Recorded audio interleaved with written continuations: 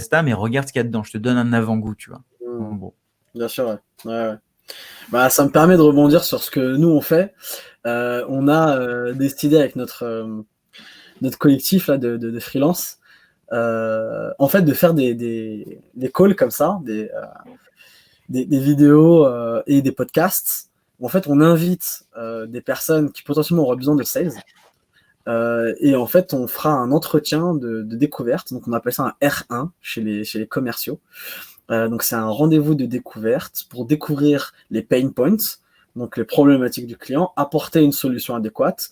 Et à la fin du podcast ou de la vidéo, eh ben, on deal. On deal pour montrer en fait aux autres sales comment ça peut se dérouler. Et ensuite, dans le deal, ce qu'on propose aux clients qui acceptent d'être transparents, c'est aussi après de faire un retour d'expérience. C'est-à-dire qu'on montre le rendez-vous, le closing, le processus et les itérations qu'on a apportées en tant qu'entrepreneur de service, et ensuite le résultat. Et ça, en fait, ça se rapproche exactement de ce que tu disais. Et c'est aussi cette volonté dont je t'avais parlé de mettre aussi en avant le processus produit, là, le process produit dont tu parlais de chez Conto. Et c'est vrai que c'est très appréciable, par exemple, ce que tu fais sur ta chaîne YouTube. Je pense que pour un sales, la productivité, le growth et le no-code, c'est les dernières briques en fait qui nous manquaient pour vraiment devenir des machines et être au tout début du funnel de vente et ensuite de pouvoir être indépendant et autonome par rapport à un dev ou un responsable produit, quoi.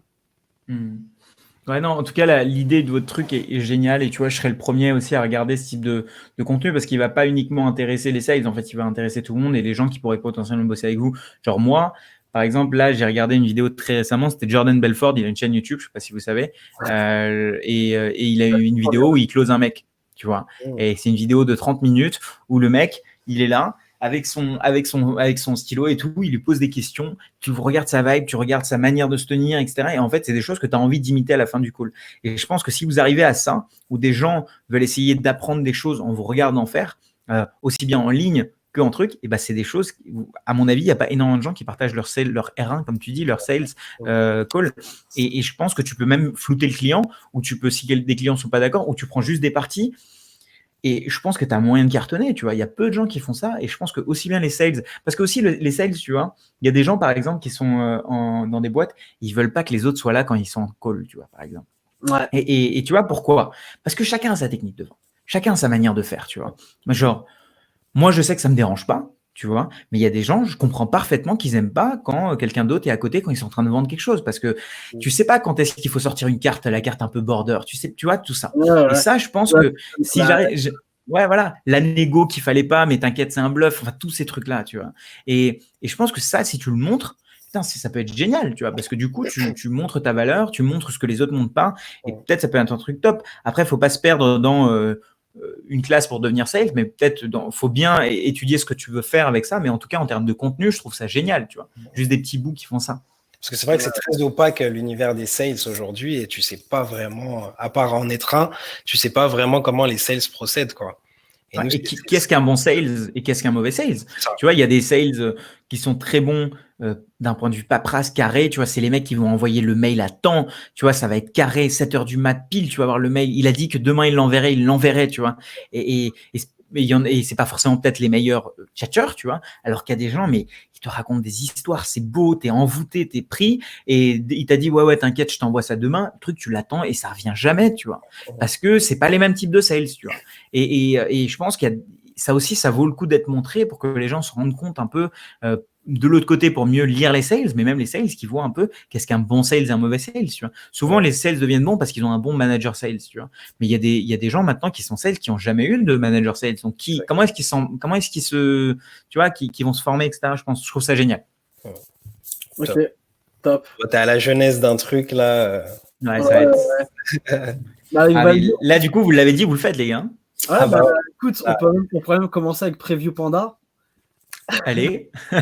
Si tu as des sujets de vente, parce que je sais que c'est une bêta qui devait sortir, alors je sais pas où tu en es sur ce produit-là. Et en plus, c'est la destination des sales, donc ça pourrait te faire en plus Ben, Et bah, un bon contenu. avec plaisir, franchement avec plaisir.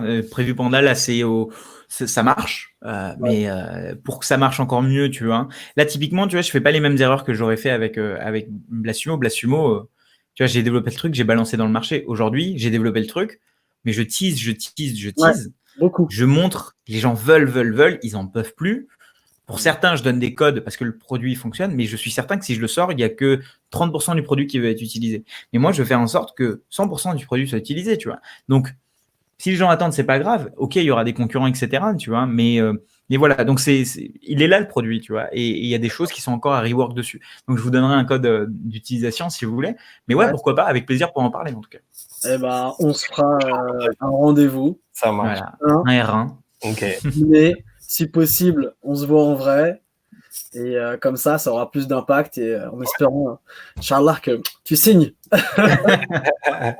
Avec plaisir, en tout cas. Mais c'est quoi le modèle sur lequel vous allez? Vous avez décidé déjà de pas encore? Yes, on est sur un modèle d'agence, en fait, où du coup, on ramène des On a un TGM. et on vend en TGM et chacun, on peut, c'est ça. Exactement. On a un expert Glide, on a un expert Webflow, un expert sur Bubble. Et ensuite, on a certains qui sont meilleurs sur le contenu, d'autres qui vont être meilleurs sur, par exemple, le cold call en B2B. Et après, je pense qu'on a plein d'autres segments sur lesquels on doit travailler. Mais l'idée, en fait, c'est vraiment de splitter le contrat, de ne pas être une équipe full, mais surtout de se dire, OK, voici le contrat, voici le secteur, qui est pertinent, qui est prêt en fait à partager le contrat. Donc c'est exactement ça. En fonction des appétences. Et ensuite, comme un peu toutes les agences, on présente les profils types, les stars entre guillemets, et ensuite on fait un devis avec un TJM et on compile tout ça, et avec une date de livraison et avec des objectifs chiffrés. C'est ça. Sachant que d'un point de vue marketing aussi, c'est vraiment mettre la lumière sur chacun en fonction de sa branche, de son secteur et de sa préférence, quoi, on va dire. Non, clairement, je vois grave le truc. Parlons-en parce que c'est vraiment typiquement, tu vois, un truc qui serait intéressant de faire pour derrière scaler